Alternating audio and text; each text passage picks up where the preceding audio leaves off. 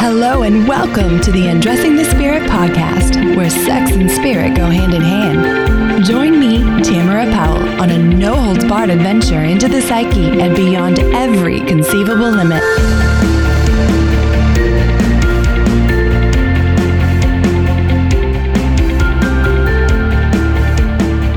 Welcome back to Undressing the Spirit, my lovelies. I am so honored that you are here to share some sacred space with me, whether it's in the car, on your way to work, at the gym, or hanging out at the beach.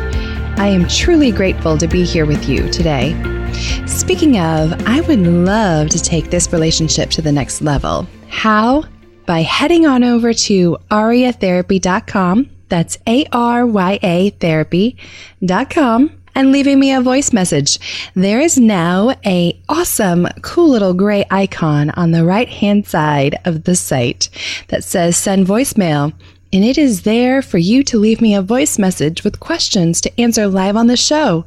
Or maybe you've got a love note about the podcast, one of the episodes, or even one of the guests you heard. It would be so appreciated, and your voicemail could actually appear on a future episode. How fun is that? Speaking of fun, let me tell you about my guest today, Ms. Alexandra Covucci. Oh my word. She is not only an amazing coach, but she is also the founder of The Daring Life, where I tend to hang out quite a bit. She helps women step into their power, live on their own terms, and create their most daring life and business.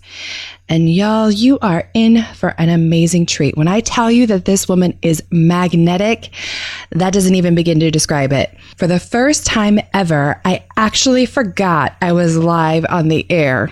She and I just have this magical alchemy. You'll see what I mean. And not only is she all of the things I just described, she's also a kick-ass, swoon-worthy poet. So, without further ado, I give you Alexandra Covucci. Hi, Alex. Welcome to the show. Thank you so much for having me. I'm really excited to be here. I'm so super excited. I think I first came across you in Jess Blanche's, who was on my podcast as well, her group, Ignite Your Truth, and fell in love. Well, I'm so glad. I actually came across you because I saw that you posted one of my poems, yes, which has nothing to do with my business, which is like, a very personal side thing for me. And I don't know, I think I posted a few on my personal Facebook page to, people. Uh-huh.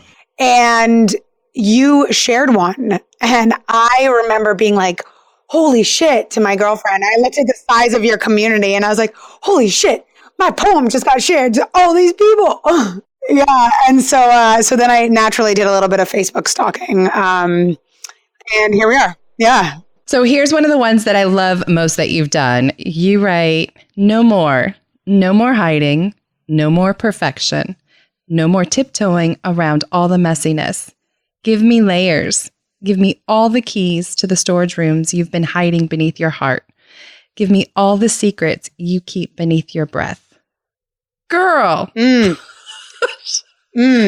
Right? You know what I noticed about my poetry is, well, it comes in fits and spurts, but the one requirement I have for my own writing is that it's got to make me emotional. Like I've got to be able to read it back and go, ooh, yeah, right in the gut, right in the heart, And so that's usually that's always the thing I'm going for. However it comes out, my main goal is to reach that place in people that's like, oh, ooh. You know that place. To me every time that you post one. I'm so glad. You are going to, I hope you're collecting them for an anthology someday. I am collecting them. Yeah, we'll start there. Yeah, no, because seriously, I don't know how this is going to make you feel, but I have sent them to my boyfriend. I have, shared them publicly. So I know other people are sharing them with their lovers. And with this one, it hits me on so many different levels because it's also how I feel about my clients. Mm-hmm. I don't want to see the perfection. That's why you're here. Right? I want to see It's like that Emily Sandé song. I want to see beneath the beautiful. Absolutely. Yeah. Actually, that one was that one that you read was not written about romance. It was written about the work that we do, in fact. So you, it hit you right in all the right places. Yeah. One of my favorite clients, actually the one that we were just talking about off air, that there's just such a strong energy with us. She calls me her heart witness and spirit keeper. And I love that, right? So powerful. So good. So how in the hell did you end up doing what you do and running this amazing group? And I don't even look at it as a group. Like, it really is a lifestyle, the Daring Way. Yeah. You know, I'm stepping aside for a second to get my puppy, who is going to decide not to come upstairs. I feel like he's going to be a real trickster in this chat. That's a great question. You know, I think one of the biggest things that has always been really important to me is to live before I die.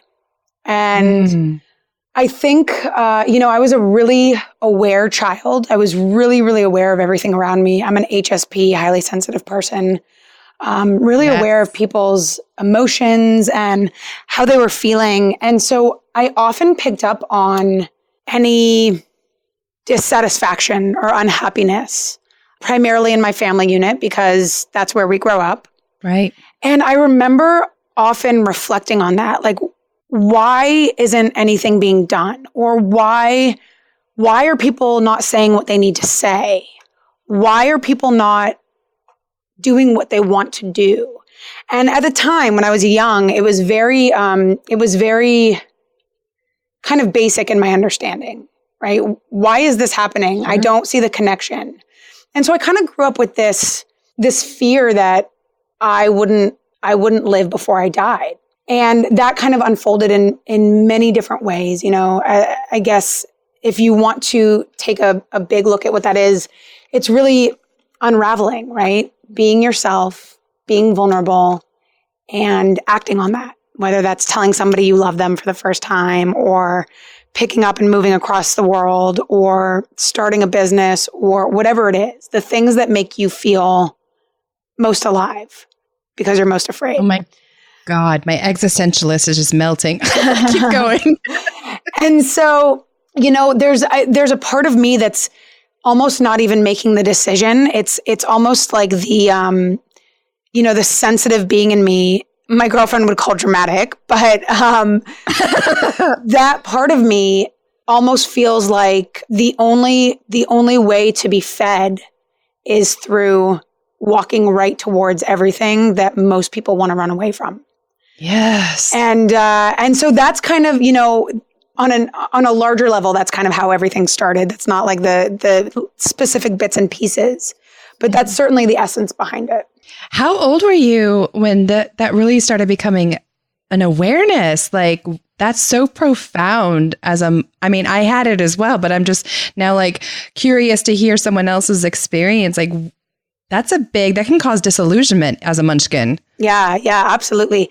You know, I don't specifically remember a time, but I do remember my mother always tells me this story, that we were sitting in the car one day and I was like 3 or 4, and I just took her hand and I said, "You don't look as happy as you used to." And oh my God. And I mean, I didn't know what to say other than that, I think, in that age. And, you know, she tells me that she said to me, "Oh, you know, like, I am happy." And that I responded with something like, "It's okay to be honest," or something like that. And so I think from a very young age, 3 or 4, I was really trying to understand what people were hiding and why they weren't feeling comfortable with sharing what that was. And then that kind of snowballed into, well, why are people not living the way they want to live? Or why are people, you know, seeing my parents fight, for example, growing up?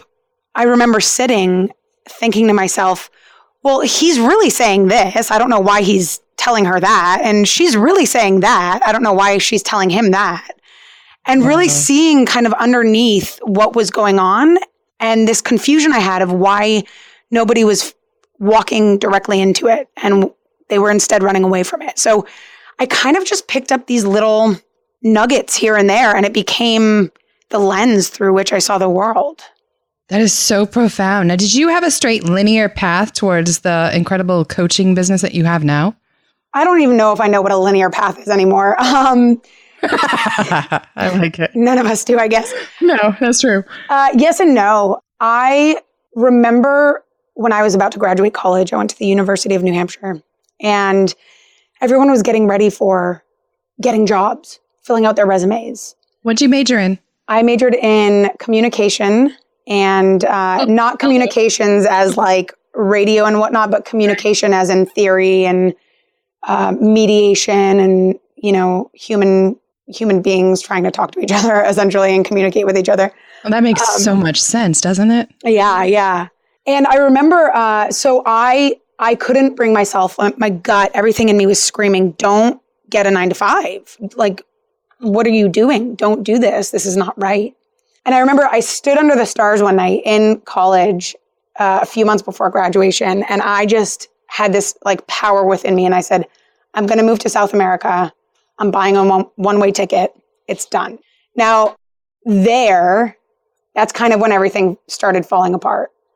And that's kind of what snowballed me into this becoming a coach. That was the hardest thing I've ever done. Moving to another country, no friends, no money, no job. You're not speaking their language. And subsequently, and ironically, like everything that could have gone wrong did go wrong. I woke up with cockroaches in my shirt one night in my bed. I had a stalker who I had to call the police on. I briefly dated the Chilean Idol, like American Idol. Yes. Were you in Chile? No, yeah, I was in Santiago, Chile. And I dated a Chilean Idol. She came in third, but everybody knew her. And she ended up going crazy and like showing up at my house when I said I didn't want a relationship, like thing after thing after thing, right? Mm-hmm. And I ended up accidentally living with drug dealers. I ended up getting fleas, like all of these different things happened within the span of a year and a half. And I think that just sent me over my own edge. Yeah, I can imagine. And so I came home. I came back to Boston a year and a half later, tattered and torn and emotionally ripped to shreds, spent, exhausted. And the only thing that I knew how to do was try to control my weight and subsequently emotionally eat to shove down everything that I didn't want to feel and instead wanted to fix. I want to stop you there because that was something that really impressed me about you in your writing, because I've stalked you as well and went through your blog, and I thought, here's a woman. This is what really impresses me about you. When you're in this industry, we bump up against so many other online entrepreneurs, so many other coaches and creatives in the industry, and it's a really cool thing. But it's been my experience that not all of them are able to be raw for whatever reason. They're not able to be daring and to really show up in their authenticity. And if they do, they don't have, in my opinion, a really good balance with it. I'm not hating on it because it's hard. And as a therapist, I totally get it. You, though, from the get-go, like I said, with you, the daring way is not just, the name of your business. Like, it shows up in every single layer. And when I came across your blog about, your binge eating disorder at the time, I was like, wow, holy shit. Here's another, high achieving woman that has no problems being vulnerable, but in a very healthy, empowering way for other people. So I just got to give you kudos, because that's not easy, girl. Thank you. That means a lot. And it's funny you say that, because my Achilles heel is still the thing that led me to binge eat, which is feeling afraid to be seen, right? That's like this. What a paradox. Right. Yeah. That's like this undertone that's there. And I think part of the reason I am so vulnerable and I want to be so vulnerable is almost secondary is to allow others, to give them permission, but primarily is because I still seek permission from myself to go there, to really go there, to let people there, to show people what it is that I always think that I have to hide, which I still don't know if I'll ever answer that question. No, I don't think so. I think it's, I think spending a decade trying to answer that question, I'm realizing I can live with it. That's cool. So yeah, thank you. That really means a lot to me. And it's really cool to see through a third party's eyes and perspective. So thank you for that. No, it really makes you magnetic, which is something that you talk about a lot. And it's cool to watch someone literally back it up. It is a self-fueling cycle I've noticed with you.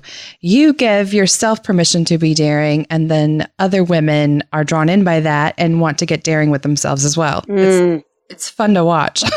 That's awesome. Well, that is my mission. So that I'm glad that you've witnessed that. Yeah, totally.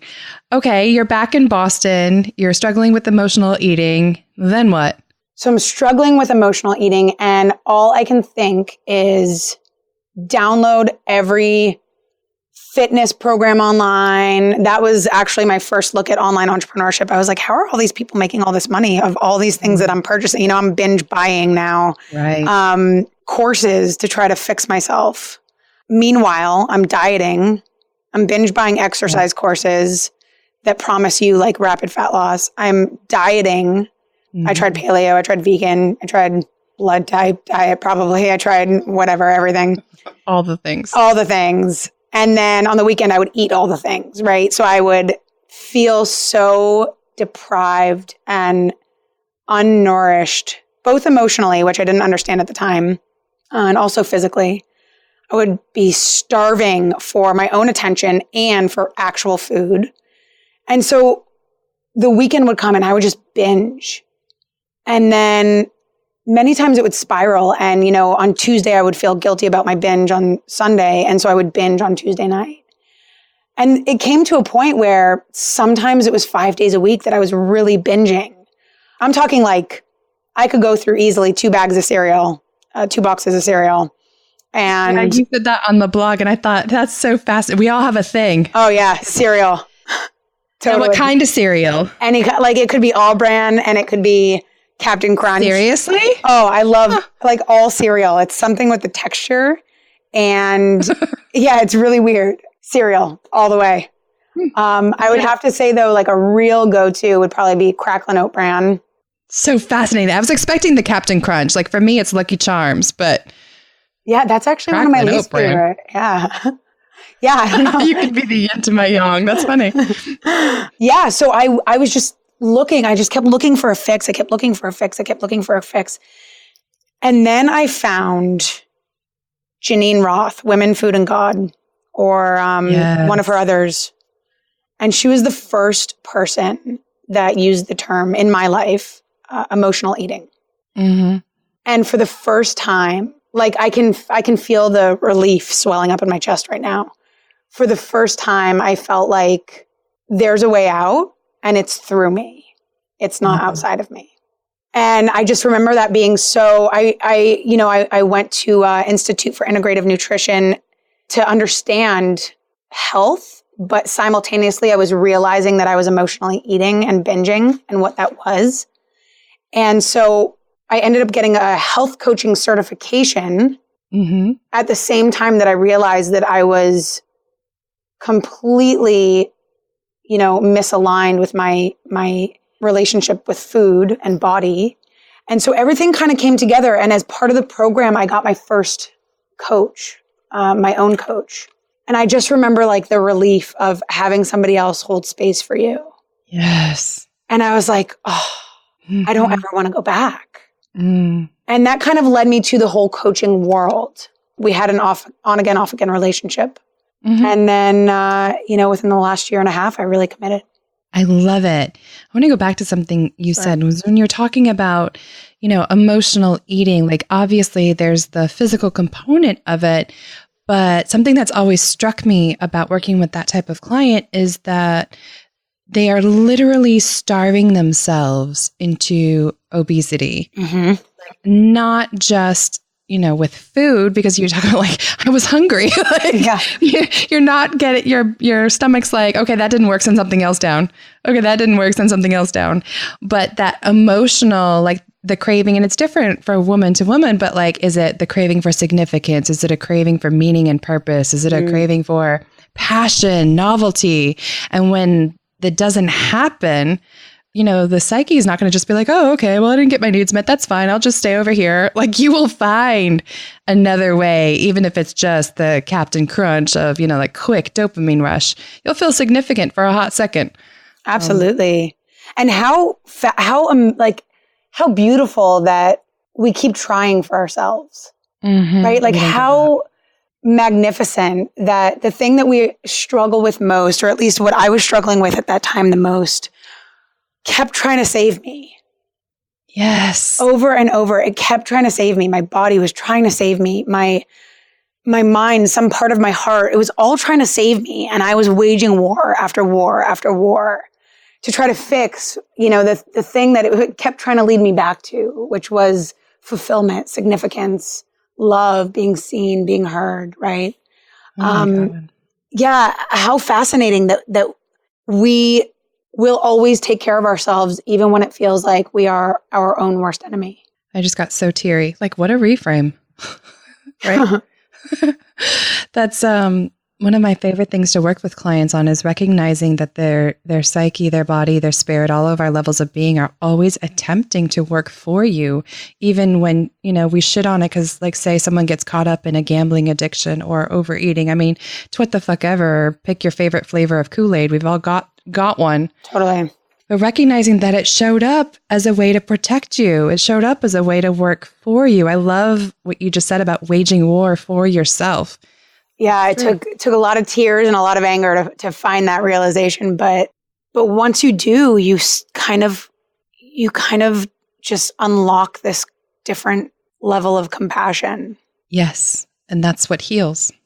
Whew. I know. Well, like, yeah, some good shit. There's some good shit right here. Sorry, well, we veg out on our own epicness right there. Whoa. We're both with like chills and tears. Yes, it's so good. Oh, that's why I love stories. That's why I love the power of story. So good. And now, that's what I mean. Like, for me, watching you with these other women, I can see all of the synchronicities in your life path showing up to now help these other women find, you know, what the fuck they're craving. Totally. And how to use that in their business, also their life, but that's a byproduct. Totally. Or the other way around. It depends on your perspective, I suppose. So here's my next question for you. When you look at your soul's sacred contract now, looking back, can you identify a few themes? Like, what does Alexandra stand for? Actually, I think you asked this question, so I'm going to ask it back of you. Oh. Right? I love it. Holding up the mirror. Yes. What do I stand for? Shit, that's a great question. Take your time. One of the things I really stand for is choosing ourselves. Yes. I think there's a really different essence in feeling stuck with ourselves and in our circumstances and in our lives and in our eating disorder and in our addictions, a very different essence in that than there is in choosing ourselves and approaching ourselves from a place of compassion and responsibility and really understanding. And, you know, I think underneath the umbrella of choosing ourselves is getting to know ourselves. I really, really stand for getting to know who we are, and on a different level than just awareness, like on a level of like an emotional connection and contract with ourselves. Totally. Allow. Why do you think so many people pull back from that? Sorry to cut you off. No. But like that right there is so profound. And it's been my experience working with clients that a lot of them are afraid to go there. Why? Why do we do that? That's a great question. I've been asking myself that question for a really long time. I think since I was that kid in the car asking my mommy why she doesn't look so happy anymore and why she doesn't want to talk about it. You know, I was also the same little girl that my dad says I used to physically take his head and make him look at me and be like, what's wrong? And, you know, he would kind of look away and I'd physically move his head back and say, listen to me. So I don't know. I don't know what makes us so afraid of going there. I think See, this is what I'm talking about. This to me right there is why that's part of your sacred contract, Alex, because it like legit never occurred to you that it shouldn't be like people should feel hesitant about it. Like people, my girlfriend is not a very emotional being. Now she is. Now she can like cry at the drop of a hat since, 5 years with me, and that'll do that to you. Yeah. You are heavenly sent for that. I remember being friends with her, and seeing myself through her eyes has been really interesting because I watched her have to come to that place of sharing. And what I realized was the same way that it has never occurred to me not to go there. I think it's pretty simply put that for a lot of people, it doesn't occur to them to go there. I think there's a really big number of people who are afraid to go there. And there's also a large amount of people who have either ignored it so much or have had the message that it's not important or whatever, so much so that they don't even realize that that's what's missing or that they're craving that. I talked to Dre, and we talk about her journey and transformation and how she's much more emotional and in touch with her feelings and able to talk about them than she was when we first got together. And she has time and time again said, I didn't even know that I wasn't in touch with myself. Like, I didn't even know what it meant. I didn't even know that that was a thing that you could do. And so I realized that for some people, I think it's really, really scary for whatever reason in their past, whatever the meaning they've put towards it. And for some people, I think they genuinely don't know that they're starving for it. Ooh, I got chills again. So good. So good, Alex. It's fascinating. I don't think this is as common in people, but there is a clinical term that has popped up more recently called Alexithymia. And it is basically where a certain subsection of our population actually, it doesn't register to them their emotions and feelings. We're not talking about autism. It's that they literally don't have the language for it for whatever reason. Either they weren't brought up with it. Like a simple test would be like if we gave you and Dre back in the beginning of your relationship, you guys came into my office and I was like, all right, I want you each to write down as many emotion words as you can think of. I would probably guarantee that you would write down like 100 because you pick up on all the subtle nuances of it all the time. Oh, totally. Or she might identify like 10, like happy, sad, frustrated, and angry. Absolutely. Absolutely. And, even now I can see when we're in an argument or whatever, or having to express ourselves, I'll be like, I'm a little touch of angry with a little bit disappointed and like an undertone of sad. And she'll be like, I don't feel good.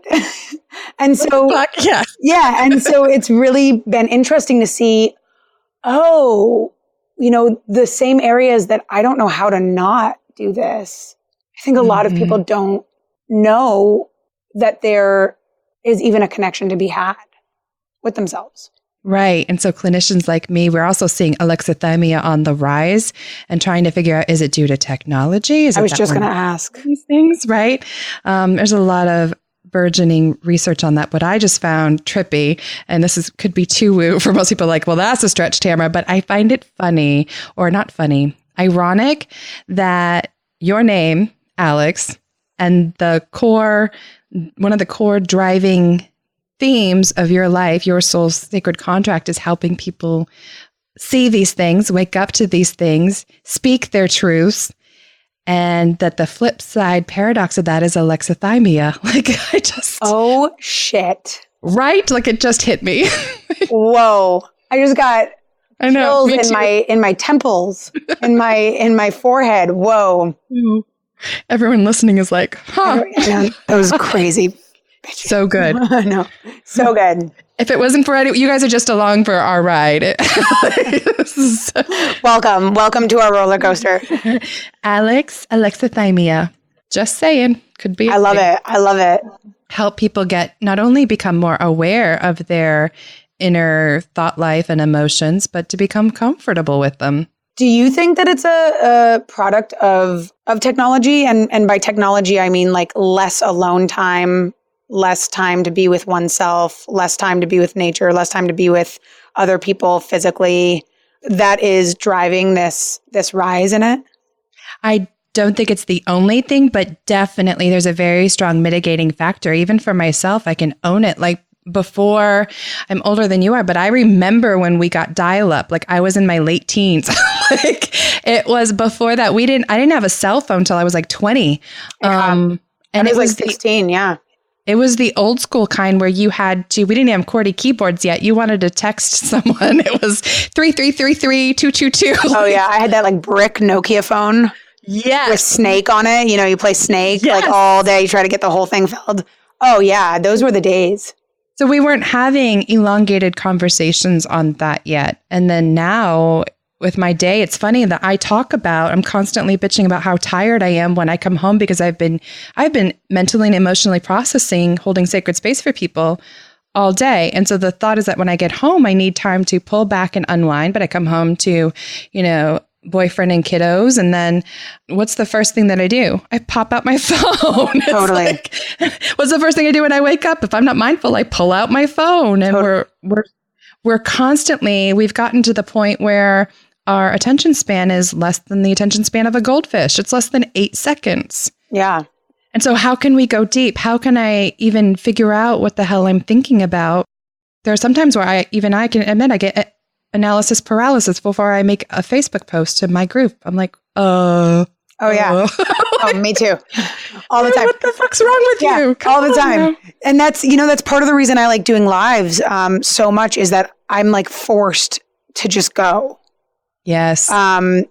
It's funny too, as you were talking, I was like, I think about this a lot. I've thought about this a lot in my adult life. The fact that you remember that Nokia phone and dial-up. Right. And I remember dial-up and you had to, you have like 15 minutes because it eats up the phone line. Yeah, you couldn't be on the phone and internet. You had to choose. Exactly. And then you're like, Mom, no one's going to call. Let me be on AIM, like I have to change my profile on AIM.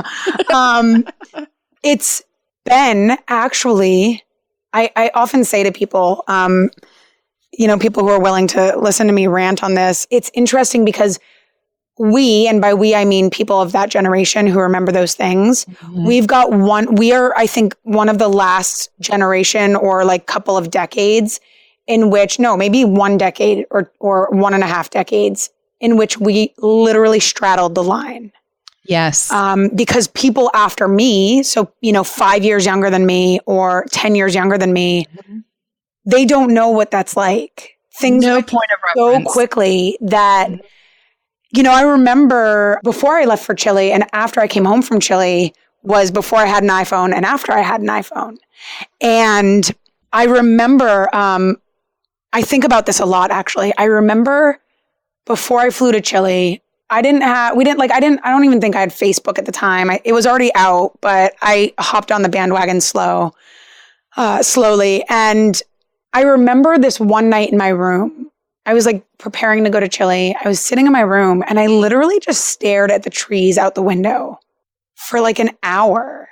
And I didn't have any itch to be anywhere else. And I so viscerally remember that. Like it makes me even emotional thinking about that because what that was I was okay with myself. I was quiet. Mm-hmm. I was experiencing. I was connected. And I was also not hungry for something else or like feverishly trying to feed something that doesn't even need to be fed. And because things have moved so rapidly, I remember that feeling viscerally and very, very potently. And I also remember and experience now the opposite.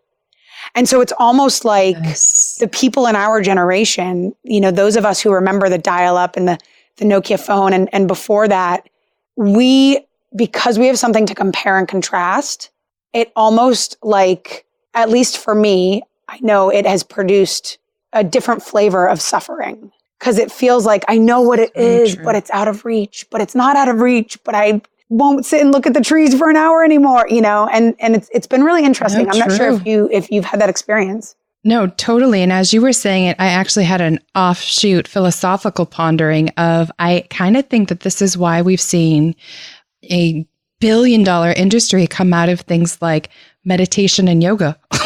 Totally. Because Right. And there's nothing wrong with that, guys. Don't send me hate mail. I think it's wonderful and I love my own sacred spaces.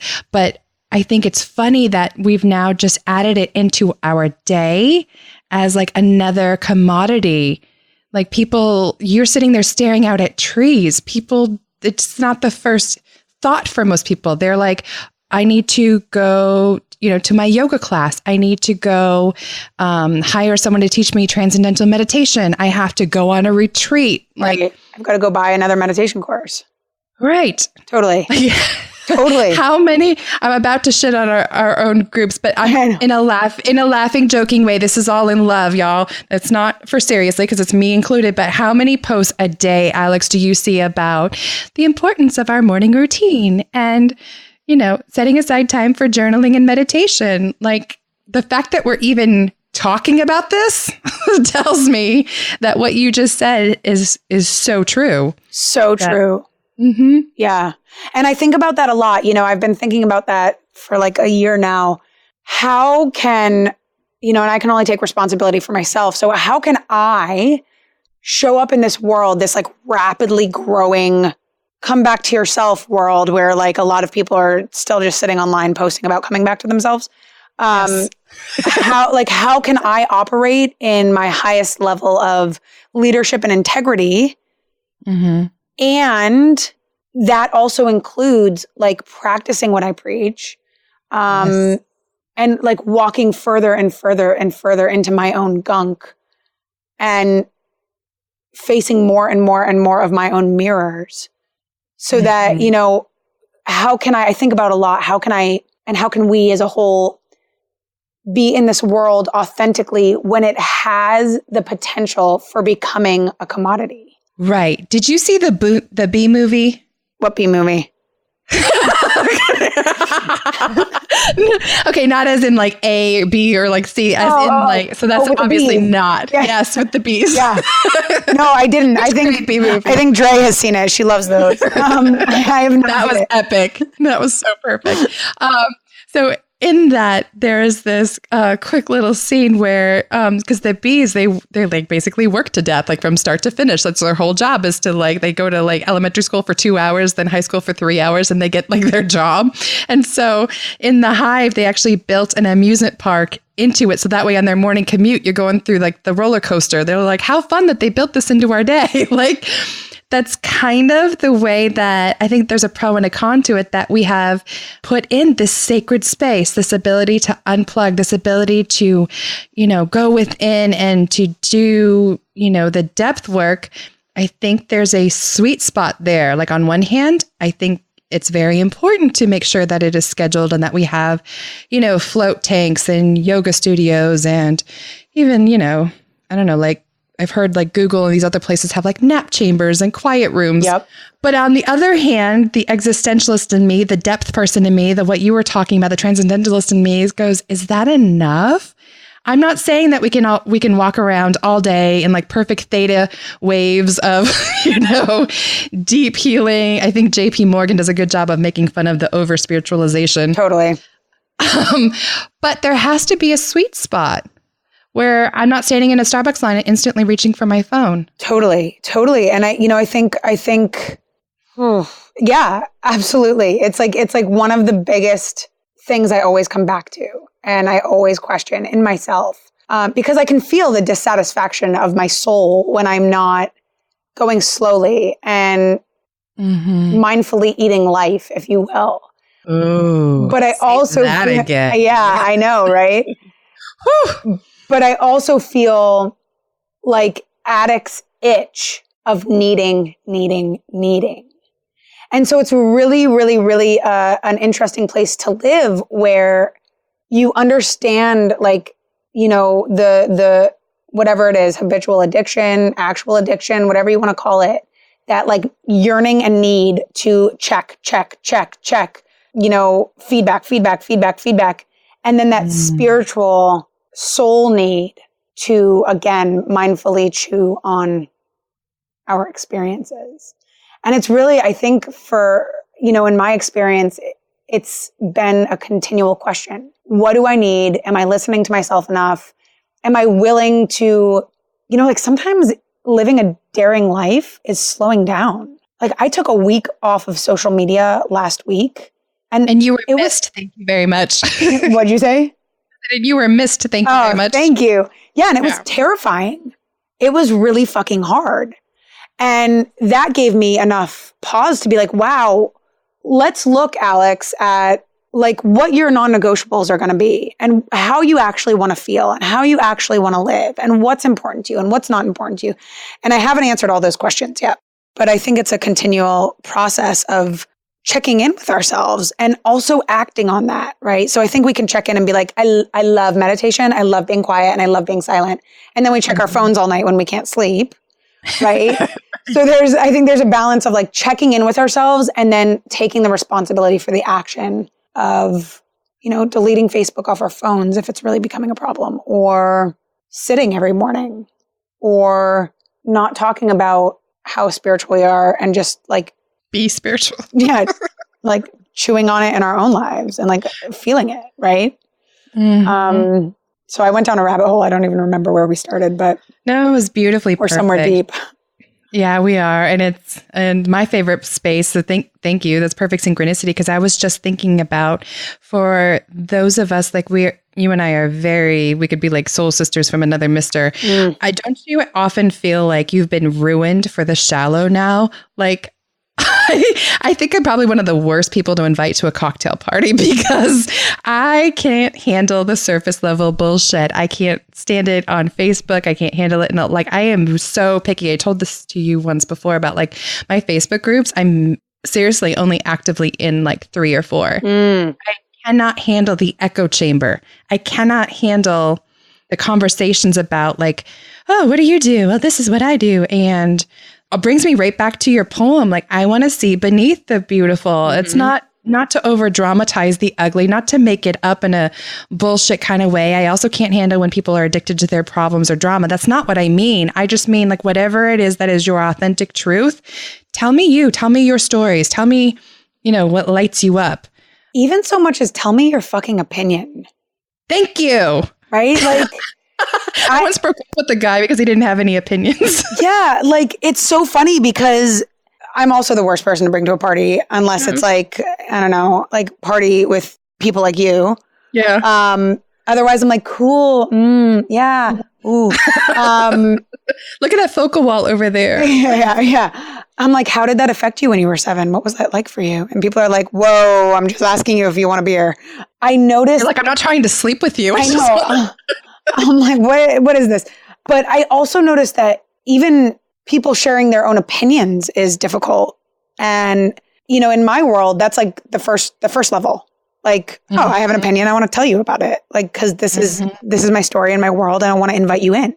And let alone like, yeah, I'm ready to go deep right away. Like, let's dive into the truth and all that good, juicy stuff.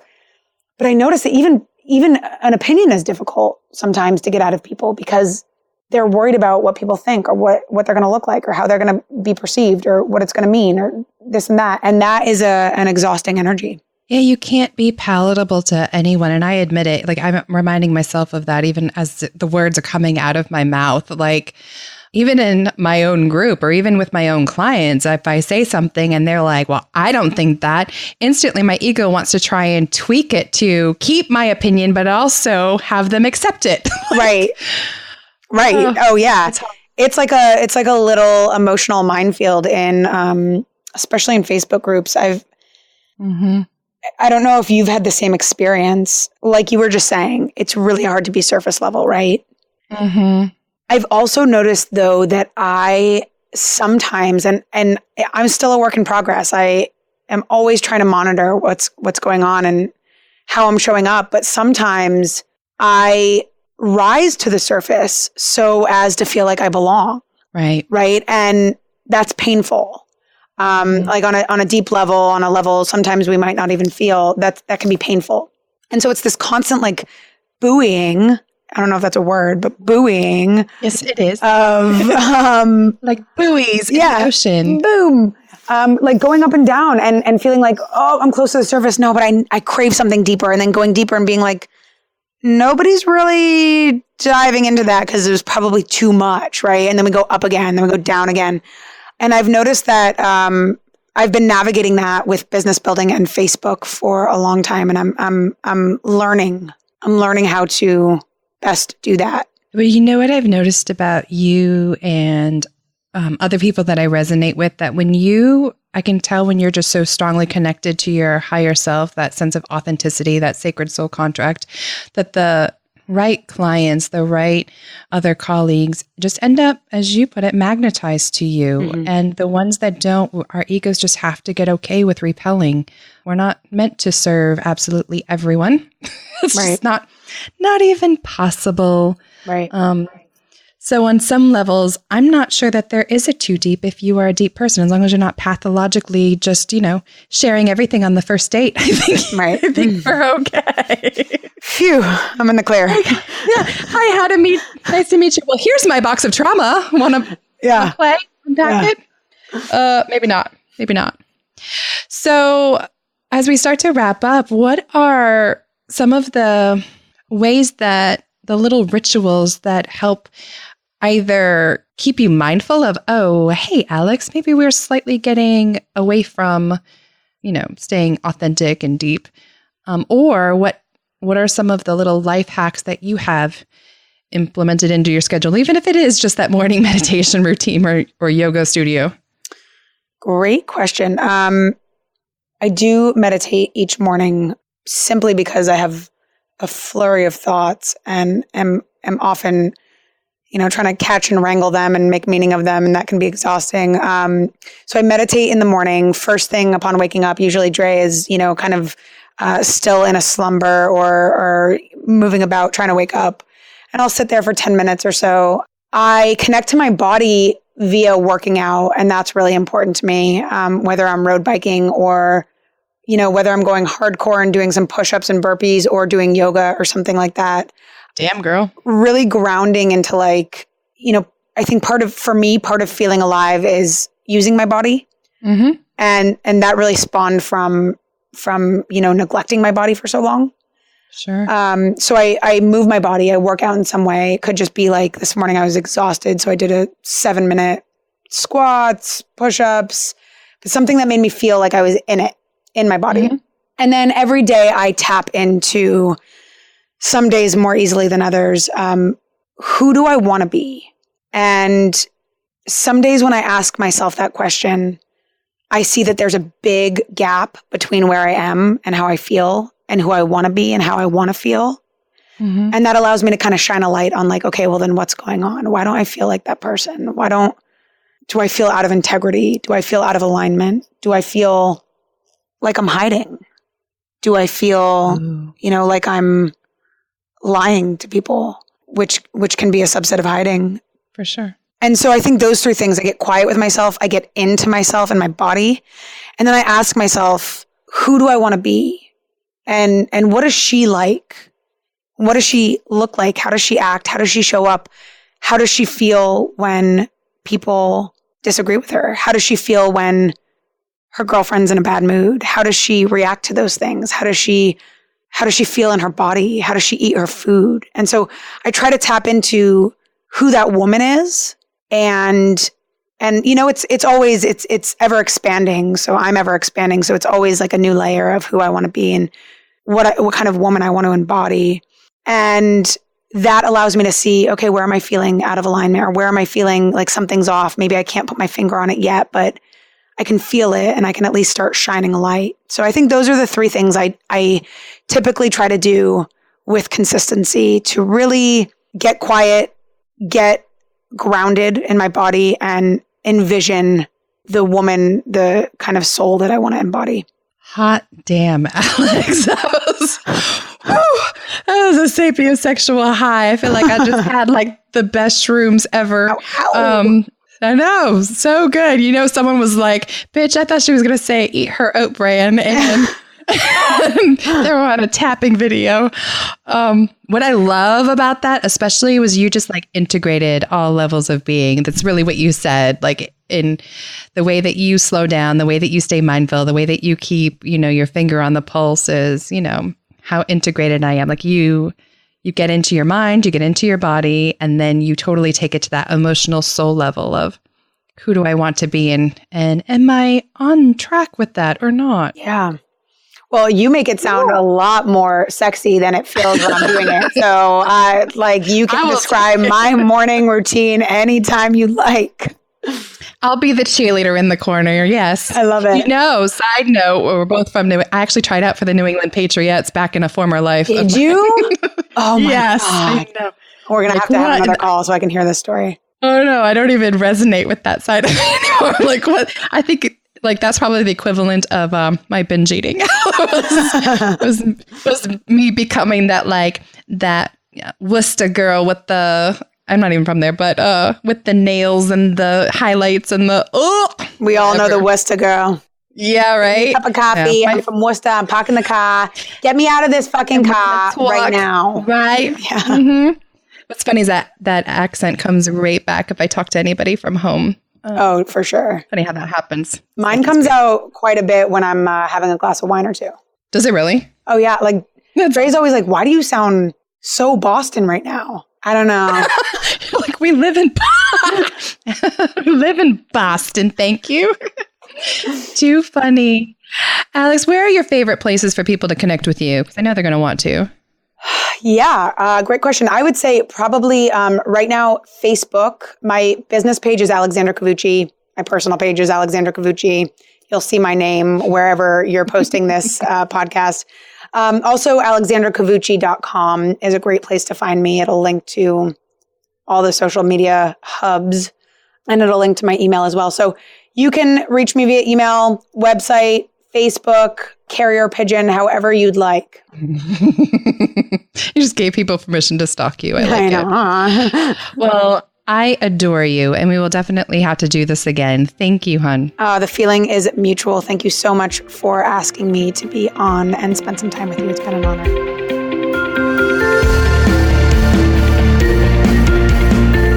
Thanks for listening to the Undressing the Spirit podcast. I pray you found some inspiration and titillation today.